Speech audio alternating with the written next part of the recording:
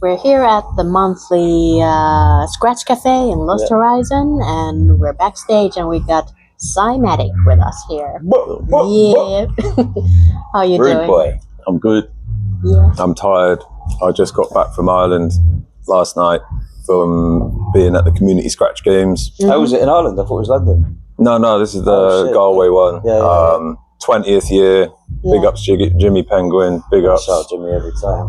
Big ups Deviant. Big ups Mikey Fingers. Big ups Danny Depot. They were all there for the first time in a long time, the founding crew. And it was life-changing to say the least, as it always is. So Wow, go cool. to the community Scratch games. Yes, everybody. Like, do you know? Can you believe I've never been to one?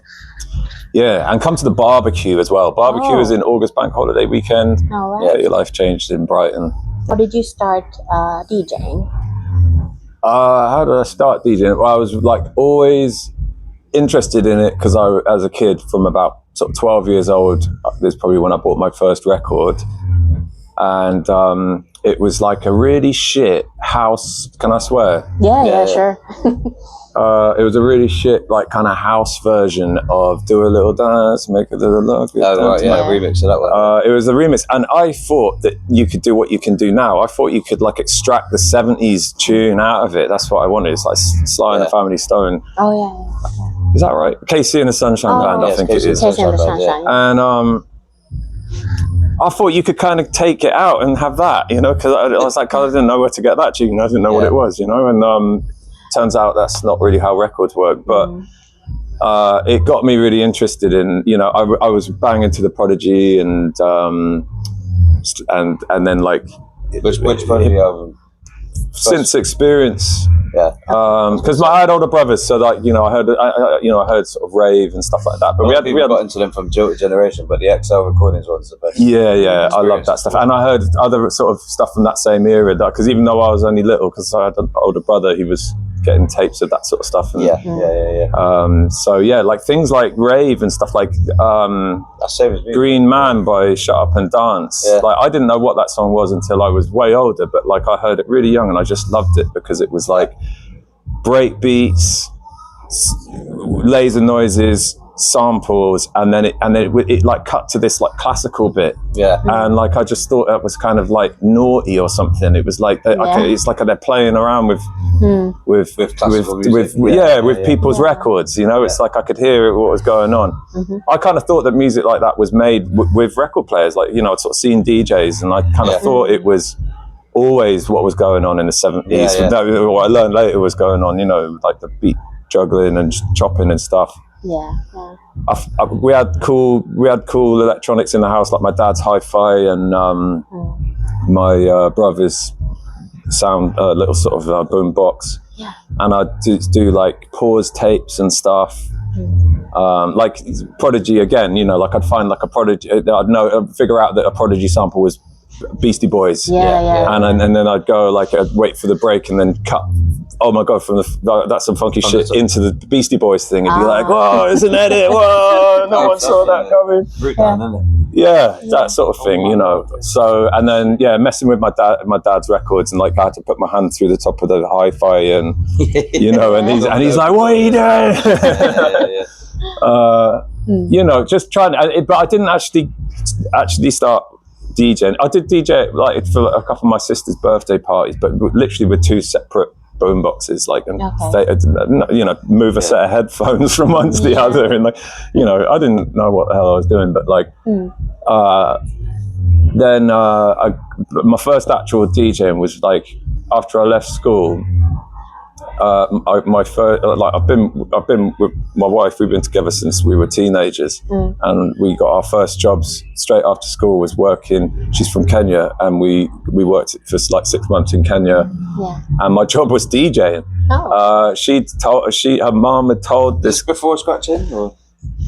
Yeah, because I still hadn't had turntables. I was always reading the Richer Sounds fucking manual and being like, I want those red cams, man. And then it was like, first deck was from there. Or was it Eclipse? Yeah, and they had the Synergy fucking limit belt drives, everything. That stuff. They weighed about the same as a penny. If you put a penny on it, it was too much. Yeah, okay. Yeah, but I could never I didn't know, and then like everyone was DJing around me, and you knew, by then it was like, oh, don't get those decks, you got to get Technics. Yeah. Right, I've got to save up. How am I going to save up? I've got to get jobs and stuff like that. So, so like we ended up working in Kenya on this like campsite that was like, so we were just like kind of providing the services for the campsite. That's why I was like DJing. I was like putting on movies for people. It was like there was a war in Sudan, just like there is now, but at the time Sudan was one big country and there was no South Sudan, so it was South Sudan breaking away. And basically this was like the aid launch point. They were like flying those big Hercules planes. I can't remember what they're properly called, but and dropping food and picking up people that had been hurt and stuff like that. And so it was that's what those people were doing, and we were just running the campsite that they were doing that shit from, and they wanted to relax and have a drink, and we'd have like a party every week or two, and it wasn't a good sound system, but we had the best sound system in the town. It was like tiny place, like it's in the desert, it's like but that's how I was DJing, and it was basically the same as what I've been doing at my sister's birthday parties, which was put in 2 Discmans. He told me he had turntables, and like, so I went to a mate's house. How do you use Technics? This guy's giving me a DJing job. He got there in his 2. He's teaching. This guy. So I learned. The guy shows me using house records. I don't know anything about house. I couldn't tell the difference between one or the other. So it was like the worst DJ lesson ever, really.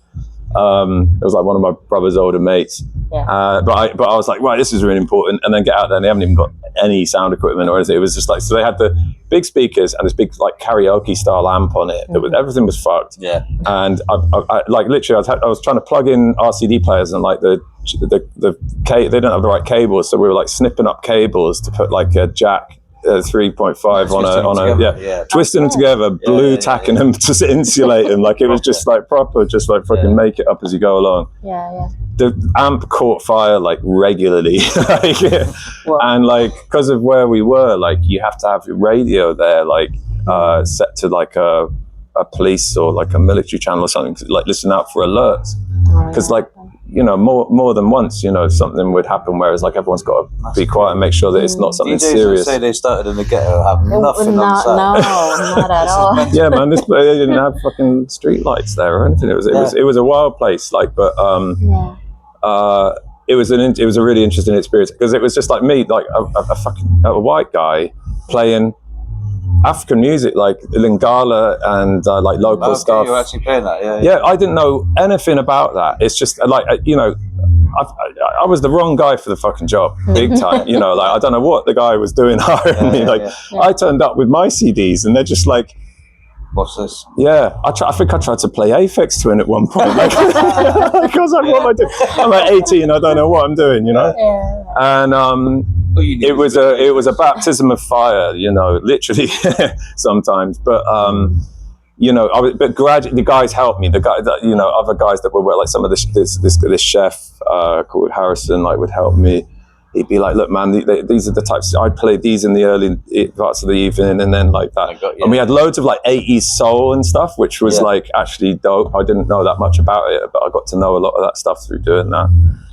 So yeah, like it was a real baptism of fire, but I gradually learned. And then towards the end of that 6 months, like about halfway through, I met a guy who, I met 2 important guys that are there actually. One guy called Shadrach, who like just took me to his place. He had an actual, a solid concrete building with a thatched roof. Like he was balling. We were intense, and he had a wicked CD collection, and he'd lend me, hip hop, classic, like classic 90s hip hop, and he had loads of reggae, and I grew up listening to a lot of reggae of my dad's collection, and the other guy that was mad into the reggae was this guy called Wafula, who was this massive bodybuilder guy. And I don't know what job he did, but no one messed with him. And he would sit on the pool table all night, part of like just destroying everybody on the pool table. When we do the parties, and he wanted to listen to non-stop reggae, and I was absolutely fine with that. And I had a big stack of it here, Yeah. And anyone, like all of the guys that would come up before and be like, "Oh, no, I want to listen to this," you know, serious, like aggressive requests. And if they wanted me to switch off the reggae, I'd be like, yeah, cool. Just like double check with Waff because he might have something to say. And they go and they walk into the pool hall and just be like, yeah, no, you're all right. We'll listen to reggae. Actually, it's good. Yeah, man, it was like that. So that was a mad experience, but like it taught me a lot in terms of the fundamentals of you know, doing what the crowd might want and what people were like, and just how to kind of craft it. You know, it wasn't always fascism under Waff, but like no, you know, it was a wild place, and people really wanted to party. You know, so they, you know, they wanted to dance and.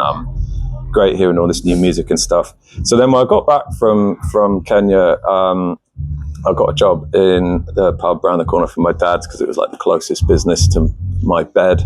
Yeah. And I thought, right, I need to get money and get some turntables. I'd started linking with my mate Ed, who I knew since being a little kid, and of him and his brother were both mad into DJing. He had turntables in his room. His mum was cool and just like let us stay up till 3 a.m. smoking weed in the house. Yeah. And you need one of them. They're crucial. They are crucial people. But yeah, about 6 or 12 months of working in the pub, I got 300 quid together. Got some secondhand, obviously stolen turntables from a guy. There was a time when you can get 2 1210s for 300 quid though. Yeah, with a mixer and needles. Yeah, man. I drove down in with my mate in his Morris Minor to Knoll West and go and pick up his turntables to Knoll West, right? Yeah. And then the guy's like waiting for me at the door, and he's like, "Yeah, come in and check him out then." And I was like, "Cool."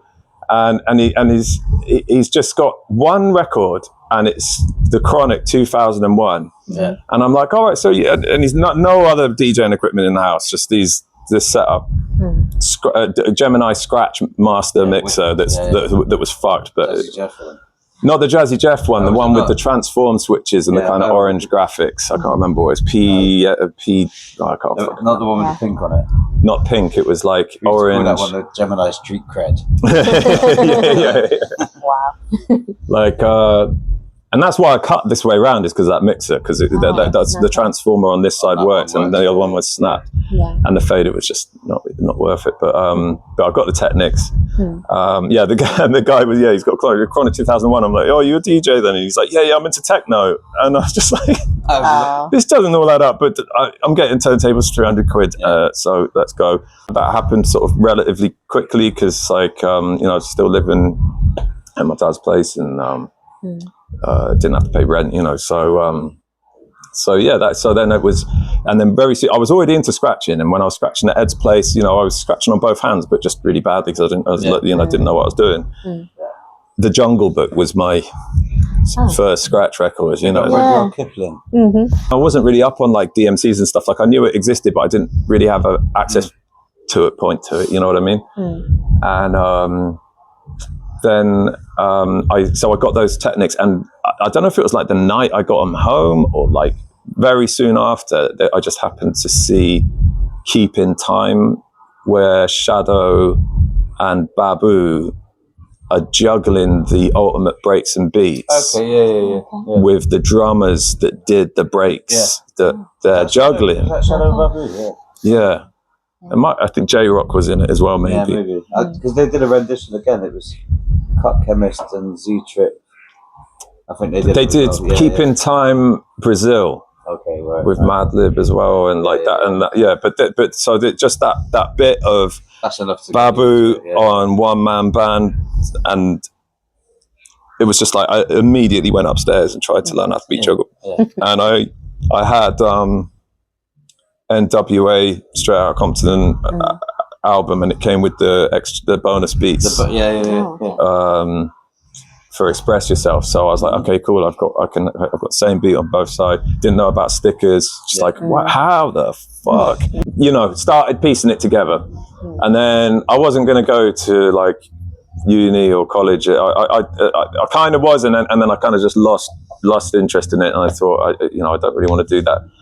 But my wife and my friends, one of my old friends, they'd already started doing it. They'd already started at theirs, and they were like, "Look, I think you could do like an art course. I think you do pretty well at it.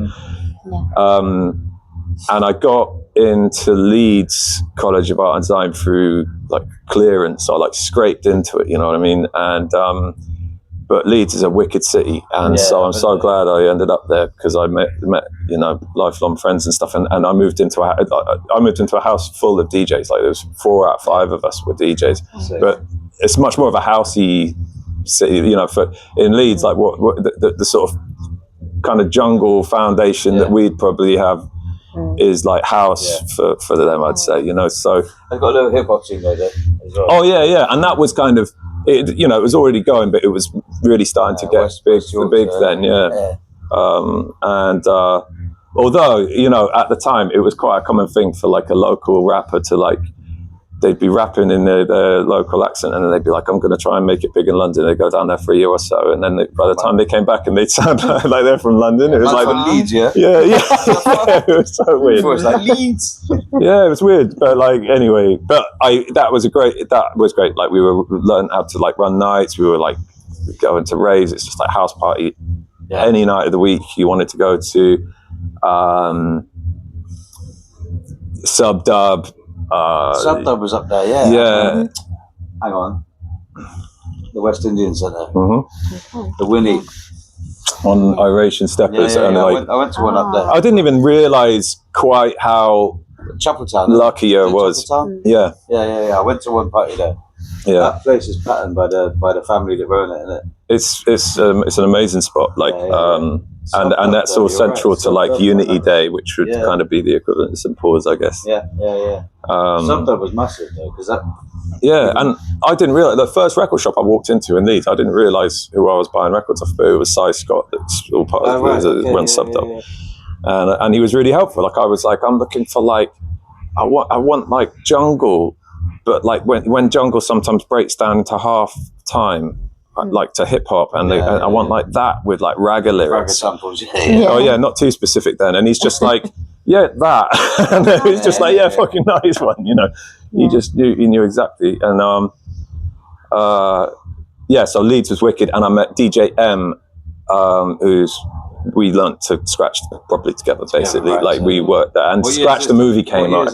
So this was like 2003 through to probably 6, I reckon. I stayed there another year with Dan, and we just we made like, we lived in the same house, and we made like a DJ band whilst we were living in that house. We so me and Dan used to do like 3-deck mixes. Like there's a really embarrassing one of ours on my old YouTube channel, like old Nokia quality video camera.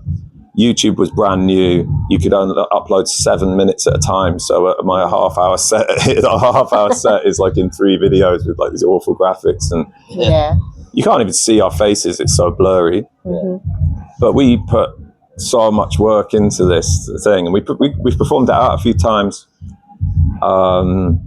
It was like a 30-minute routine. You know, 3 turntables.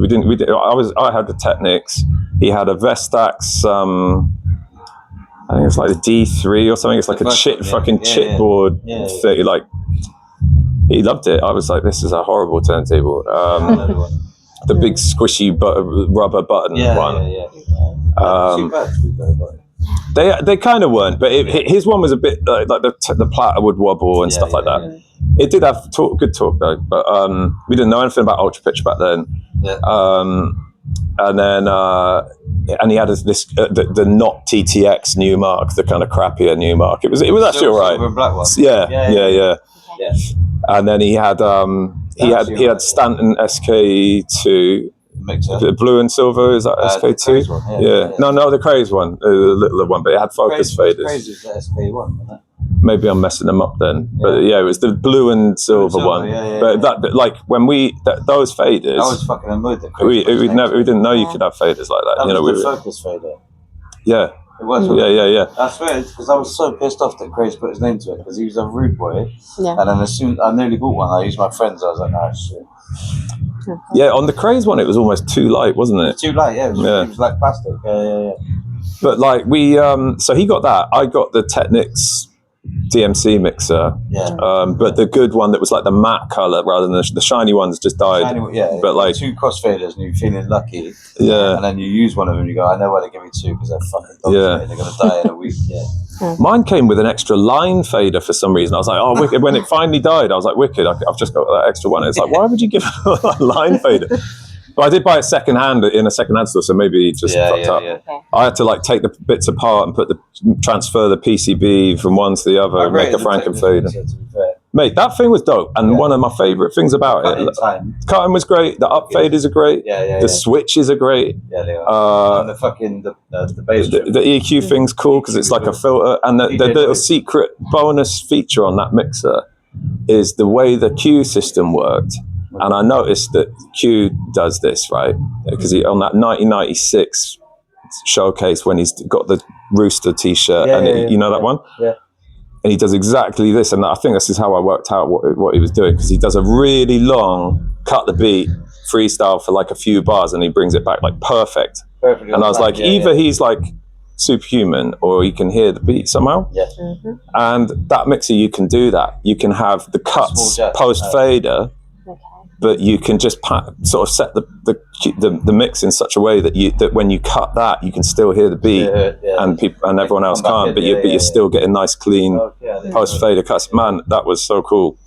But so the DJ noise thing, wasn't it? The EQ on it was insane. And that's when we really sort of, and we met a bunch of other guys because Dan was at the music college. I learned more about music than art. And in fact, that was kind of like the transition for me, because I was big into like graffiti and stuff, and it was great going into college with people like really encouraging it, but I ended up just more interested in music and throwing more time into scratching. So I did the course still, but and it taught me really useful skills that I'm using now with like how to sort the covers out and stuff. I'd be paying hundreds of pounds a record to employ someone, which I can't afford to do that. So I'm glad that I can do those little tasks, that would just be kind of lots of bucks. It was a good time to be doing that stuff as well, because there was still a strong scene, and like Matt Man was up there, Cynical was up there. They were competing in DMCs at the time. They were doing like showcases and lesson stuff that you could go to. Like I learned off of Matt Man how to do the stickers on the records and like cues to drag it into. I was like, doesn't that ruin the record? And he's like, yeah, it does. And you buy one for the routine. I'm like, oh. And then after cues and loops and everything, you do the opposite. Yeah, exactly. Stuff like that. First skip. Yeah, shout out Matt. Shout out Matt Man. Shout out Daredevil. R.I.P. Daredevil, man. Those guys were like the bigger boys, because I knew them. I think they were at Cotton for a while. At school. And so I didn't know them personally, but I knew that what they were about, and it was like, those are the guys. Like, that was a rude, but he was competing Bristol beats when Quest was on fire, and Awkward used to have that as well. But Daredevil was doing those. Daredevil from that just went off and started linking Tiger Style, and then he became so much better. Tiger Style's he's Cuba of the UK. Can we agree? I just watched Mr. Brown just put up the full length footage of him and I Merge at All Star Beatdown. I was there. Were you? And I was right where that camera was. I didn't realise I stood next to Mr. Brown. I didn't know him at the time, but I was that is my exact memory of that event. And I didn't even know that was at Fabric. And we were going to Fabric for a drum and bass night. I had no idea that was on. And my wife comes through. She's like, yeah, it was amazing. She's like, there's a DJ battle next door. And I'm like, what? And and then that happened. I super rate Merge still. He was dope, right? But he's a one. When you're there, there was the atmosphere in the room, right? And he was. Well, he fucked up his thing, and it all jumped for it. Yeah, but he was also just like the aggression of it. That was his style, but it was like the way it was expressed. It kind of was like an affront, and everyone else was being chilled. And it's like, what are these fucking American guys about being like that, And Infamous was like MCing, it was like they were like a double act with it, and so it kind of built up a bit of a kind of us and them thing going on. Yeah, So yeah. everyone was like, we want fucking Tiger Star to win when but he rinsed it. routine is like way more technical. Well, and the Radiohead thing, like at the time, because that was a new song and stuff, and it was just like to have something different. And because with Emerge, back then he would beat people because he could cut sick. Whether it's an aggressive style or not, those they're fucking hard to do. Let alone in the battle. It's not like he was bad. Yeah, he was amazing. Tiger Star could do that too. Yeah, and he did do that, and then came with creative routines. That's it. Yeah. Juggles. So he won. It wasn't out and out, but he pipped him, and everyone was hyped about it. But yeah, that battle was really sick. So all of that stuff, that's how you started, yeah. Yeah. That's led to you being Si's my favourite scratch DJ, hands down. He's one of the best. His style, everything, whatever. I'm not going to guess too much, but he's one of my favourites. But that's led to Cut and Paste Records. You being in Scratch Lords.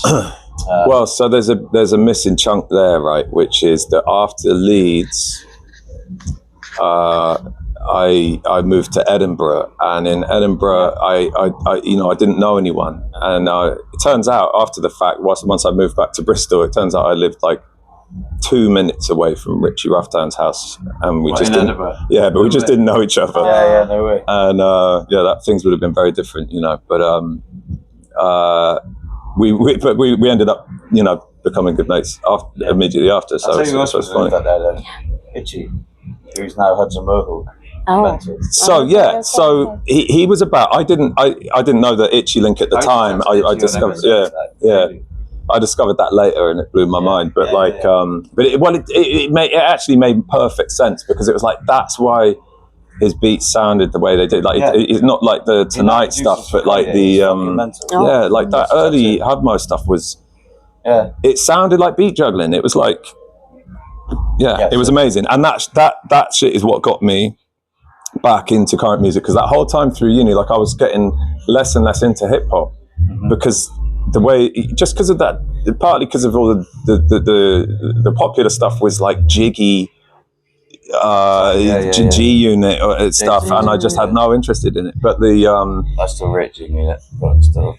But when that stuff came out, that was like Flying Lotus. And Rusty and Hudson Mohawk and the Lucky Me guys. The fact that it was local, the fact that that they would link into LA and all over Europe, and it felt like a real thriving global thing, and it got me back into music. And it was like, this is like hip hop, but made out of the sort of dubstep palette almost, and then fucked with. Philo and Sam I Am. Dead TBRC, all those people. But I was really lucky because it was happening around me. You could easily go to a gig and see that, and I remember doing a proper, it felt like being a teenager, doing straight after work, driving over to Glasgow, and that was literally the bill. Hudmo, Rusty, and Flylo, they were the kings of that shit right then, and. Amazing stuff happening. I started linking up with other people, like this guy Mako, and kind of learning how to make stuff like that. I got a copy of Ableton. First, I got this thing I didn't. What was your first Ableton? Same one I got now. 8.0. Yeah, I'm on 8.0 to this day. No, it doesn't sound right. It does. Mine was 7, but no, mine's 8.0, mate. It sounds special way. That's the secret. No, I just haven't. I'm on a 2012 computer, mate. But the warp function is so much better now. Now you learned the old way. You might as well keep it. Well, the warp thing, it has come in handy for stuff. But I use it kind of as more of a technical thing. But it served me fine. We got into Ableton because this guy I worked with had V drums, and he was a metal drummer, and he's playing metal with the standard Roland default kit. So it's like trying to play along to some Pantera with it's just so stupid sounding. And then he worked out that he could put it MIDI into it, and you get this thing called addictive drums, which is like a VST that ran real drum sounds, and it was a game changer. So, but it was real technical to set up, so we learned a lot pretty fast about Ableton. And I started messing with that and trying to make beats that way. I got an SP404. did a lot of stuff with a couple of MCs called from a collective called Black Lantern, which is kind of like a Scottish hip hop and spoken word and art collective. He ended up doing a bunch of, like, I mean, my mates Bram and Ewan, we did like live hip hop shows because they really loved doing it, like with scratch drumming, like, you know, inspired by like Mixmaster Mike and stuff. Yeah. And we got dub plates cut of their beats. You know, they had the local guys making really dope beats for them. Yeah. And we were like, right, let's get dub plates cut of the beats, and we'll put the scratches for. Break your own bass. So you had the scratches before each track on each, like on each of the records. Yeah. And we did a few shows like that. And that was all really, really fun and exciting. We ended up playing all sorts of places, like played a lot with this crew called Terror, who's like a kind of rave crew, like a gabba kind of crew, but they always wanted a hip hop room to the side. And so that was always cool. Edinburgh was wicked. Ended up meeting a bunch of like big sort of Polish crew that were like really into that, you know, they were like looking for something that, in fact, that was such a lucky link. It was that I was getting onto a bus and these guys, they just kind of like looked like they might be into hip hop. And for some, I think I was like asking, are you guys going out anywhere in town for a hip? Because I was like looking for a night, you know, and they were like, oh yeah, our mates just started one. That's what we're going into town for. Okay. And from that, like, met so many heads, and we did lots and lots of stuff. You know, one of the guys was Prismat, Sokol, DJ. There was MC Shaman. Man, there's so many heads, and everyone was making beats, and we were like putting them on in our own night, and then linking up with other heads. Edinburgh's quite a small city, so like everyone was each little sort of scene. They'd share. You know, there wasn't enough people, you know, you'd all go to each other's nights anyway. So it's like you got an experience of all sorts of different stuff. Did a bunch of stuff with this guy, 1SP, this crazy French MC, who he was an eccentric guy, but he was just up for doing anything, anywhere, you know. So like, and that attitude is what got me into, like, I had the PTO one for Diggin because I lived right near this car park that had before they were portable scratching ones, right? This was like 2010 and like 2009, 2010 sort of time. And so I bought the PTO one for like 30 quid on eBay. It's like the grey one. And there was this like underground car park that had a car boot sale every Sunday, and you could just get so many records for like 20p or like, you know, that sort of thing. Like there was one guy who was like, if you took I took 4 records out of his box and they were like 50p each, and I was like scraping together £2, and he's like, oh, what, you're taking 4? Oh right, just take the whole box. Oh, okay. I was like, all right. So I come home with this massive box, mostly horrible shite charity shop stuff, but there were some gems in there. I mean, I'm still playing the Paul Hardcastle album that I got there. It's got the 50 piece. 19. Yeah, 19 and Rainforest.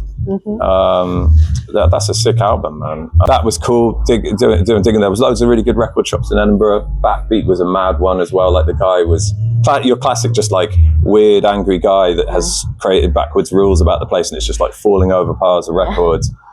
They were kind of pricey in there because he knew what he was doing, what he was getting, but yeah, you had to put in some effort to get them out of there. And I'd take the portable in there, and he'd be like, "You've got to listen to them outside the shop."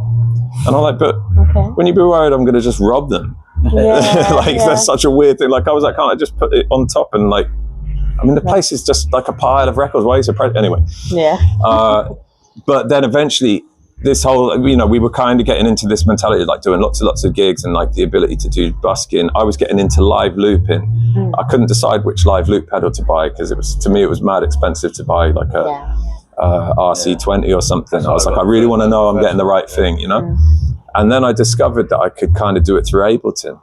Because I had the white MacBook.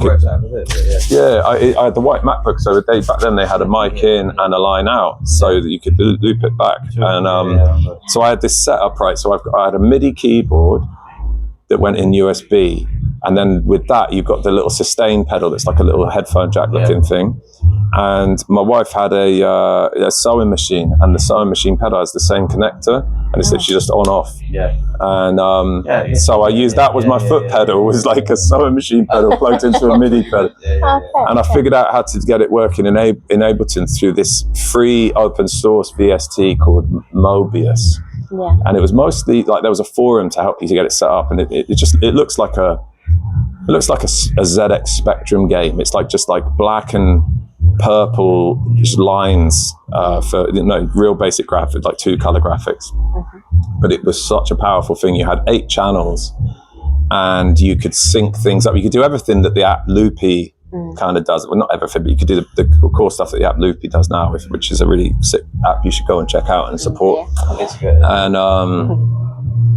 Loopy Pro I ended up with, but this setup with Mobius, it didn't seem it at the time. It was massively cumbersome having like a laptop and a thing, but I could do it. And it was like I could already like dub out each of the 8 channels with an Ableton. I could do like live pre and post effects. It was super advanced. Like I kind of wasn't ready for how good it was, but that's what started me on the live looping, scratching kind of stuff.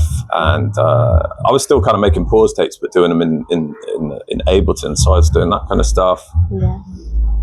DJing out a bit with playing a lot of sort of dubstep and stuff. There was a really good dubstep night there that my mates ran called Volume. And Krish that ran that, she actually sorted me my job up there, which was working at a hi-fi shop. And because I knew her through a mate, she introduced me to her boyfriend, who was the manager at the place. And I knew just enough about music and stuff for him to give me a shot at the hi-fi shop. I was the worst salesman in the world, but when they moved me to their other shop that was like all about turntables and old school hi-fi, I could do that, and talk someone's ear off about it, and so it worked out really, really well. And I just learned loads of cool stuff, like how to fix up Technics and how to modify them and stuff. And that's what actually got me into, because like remember that Technics Ultra Pitch mod. I was trying to figure that out for years and years and years, and this guy in like a Weymouth hi-fi shop that we were like always competing with had one, but it was $2,500, and I was like, dude, if you could make these like 200 quid, like there'll be millions of people that will buy them. And he was like, no, absolutely not, and I would never use a Technics turntable for that sort of thing. And it was just like, oh, okay. But then I found Cab USA, who's the guy that figured out the Ultra Pitch Technics mod. And even though it's like a Technics and it's sort of not got loads of torque, it was so cool to have. That was the secret part. The secret link I was trying to get to, which is Digital Vertigo, which you set up. You were part of doing all that. That came out of the Blakey interview. You didn't even know that I set that up. So I was on Digital Vertigo after you'd even been on it. So we still didn't know. I don't think we even knew each other back then. No. So went on Digital Vertigo, started linking with that. Was like the beginning of me getting sort of out onto the internet and stuff, and met people like Chili, Jimmy Penguin, loads of heads, Rastery, all the Scratch, and that Super Scratch Sunday came from that. Right. So I was up in Edinburgh, and then like there was Super Scratch Sunday flyers. So I thought it was like this event in London. So those guys, they probably never no idea I said that for them. No, half people weren't. No, but it was great. We had like DJing battles, we had beat making battles. It was a great community, and real shit was happening from it. It was I travelled down to London to go Scratch Sunday. The first one I went to, I thought they were like this big event that's been going years. It was like the second one. And even though it had a flyer, like the flyer was a joke. It was just like 5 guys linking up at Jimmy Cambion's house to have a cut. And which was great, and meeting new people through that. Scratch Sunday started growing, getting and more and more sort of people started coming to that. The guys from Hastings, Dubber Dutch and Rockwell started coming to that. And one day they were like, we've got like a really good studio we could use for this. And everyone sort of mugged them off for a little bit because it was a massive drive. But eventually we did one there, and my God, their studio was incredible. Like it was a room like quite a lot bigger than this, like in an industrial unit, soundproofed, not octagon style, but like a big central kind of thing that took probably 10 setups or something. And they had like a club sound system in there, but plus some really nice studio monitors close to the decks. It was so good. Yeah. And so we did a lot of sessions down there. Everyone started getting, better with their cuts, and I was starting to make dub plates for myself. Eventually got Serato. Me and DJM had Serato since it was brand new, and like people didn't even understand what it was, when we were in Leeds. So I finally got Serato way later because I did a gig that it was a free gig for a mate, and as I was stepping out to the taxi, I was taking a big box of records, and the handles just snapped off, and it all went in a puddle. And the taxi driver was like trying to be helpful, but he was literally just like scooping the records, and it was just like, oh my god, I really shouldn't be doing this. I was really lucky. I lost about 5 of them. I still got most of those records, but like it was pretty bad. I was like nearly in tears. And we've got 10 minutes left of the whole night. Oh, we have to do a part 2. what we're talking about, Digital Vertigo. Yeah. So that would take us on to Community Scratch after that. Yeah. Okay. We'll Start continue Community from Scratch. there. Yeah. I just figured the whole venue shuts in 10 minutes. We We're not going probably to have I haven't even fucking touched the turntable. Oh, no.